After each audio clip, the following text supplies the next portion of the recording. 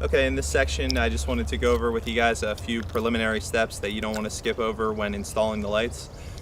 Even if you have new lights fresh out of the box, you want to first open the boxes, obviously, stretch them out, and then test them before you install them on the house, because we've run into that issue in the past where we've installed them on the house and then we get a call at nighttime that we have to go take a section off, and usually it turns out to be the highest section, as luck would have it. So all right, come take a look. It's a pretty basic idea here, but you want to have all of your lights stretched out. I don't know if you guys can see them too good in the video, but